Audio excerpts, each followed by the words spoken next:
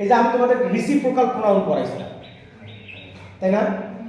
Each other আর একটা হচ্ছে one another. Each other আমরা কি বলছিলাম যে দুইজনের মধ্যে যদি হয় তাহলে সেটা তখন আমরা কি ব্যবহার করি? Each other. আর যদি অনেকের মধ্যে হয় তখন কি? ওয়ান অ্যানাদার, তাই তো? আচ্ছা, এখানে বলছে যে একই সাথে মোগল সাম্রাজ্যের বিভক্তি।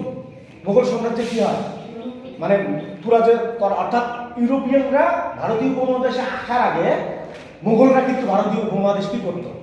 শাসন করতো। এই তারা শাসন করার সময় তাদের মধ্যে কি হয়েছে? বিভক্তি হয়েছে। মানে বিভিন্ন মুঘল বিভিন্ন ধরনের বিভিন্ন জায়গা দখল করে সেখানে শাসনামল চালাইছে, কিন্তু তাদের একটা ঐক্য ছিল না, তারা মানে বিভক্ত হয়ে গেছে তারা। কথা কি বুঝছো? আচ্ছা, তাহলে কি বললাম? ইংরেজ, ফরাসি, ডাচ এবং পর্তুগিজদের মধ্যে শ্রেষ্ঠত্বের পথ উন্মুক্ত করে দেয়, যারা ভারতের নিয়ন্ত্রণ নেওয়ার জন্য পরস্পরের সাথে প্রতিদ্বন্দ্বিতা করেছে। মানে বুঝছো? ওরাই কি করছে? লড়াই শুরু করছে। এখানে একটা তোমাদেরকে বর্তমান প্রেক্ষাপটের একটা কথা বলি। তোমরা এই যে ইরানের যুদ্ধ যে আছে, ঠিক আছে না? ইরান যে যুদ্ধ করতেছে, তাই না? ইরানের সাথে যুদ্ধ লাগছে আমেরিকার, ইসরায়েল, তাই তো?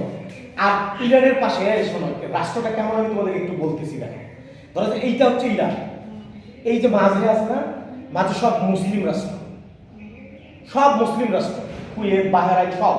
এই দিকে গিয়ে হচ্ছে তোমার কি মানে সরি, ধরো এইটা হচ্ছে ইরান, এটা হচ্ছে ইরান, এটা হচ্ছে মুসলিম রাষ্ট্রগুলো, আর এটা হচ্ছে ইসরায়েল। হামলা তো এখান থেকে হচ্ছে, তাই না? বা আমি যদি বলি যে এটা ইসরায়েল, এটা হচ্ছে কি মুসলিম রাষ্ট্র, আর এটা হচ্ছে কি ইরান। ব্যাপারটা তো তাই।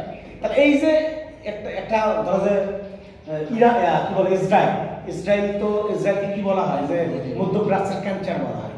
মানে বুঝছো? ইসরায়েল এই যে এই মুসলিম কান্ট্রিগুলো হামলা যখন করছে, কোথায় হামলা করছে? ধরো ইরানে হামলা করতেছে, ওরা কি এদের রুট ব্যবহার করতেছে না, এদের আকাশপথ ব্যবহার করতেছে না। তার মানে কি আমরা এখন বলতে পারি এই যে যেমন মোগলরা যখন ভারতীয় উপমহাদেশ শাসন করতো, তখন শেষের দিকে গিয়ে তাদের মধ্যে যে বিভক্তির সৃষ্টি হয়েছে, এখন কিন্তু আমাদের মুসলমানদেরও সেম অবস্থা। মানে মুসলমানদের মধ্যে একটা ঐক্য থাকা দরকার। আমি মুসলিম, তুমি মুসলিম, সে একজন আঘাতপ্রাপ্ত হলে আমাকে কি করা? প্রোটেস্ট করা।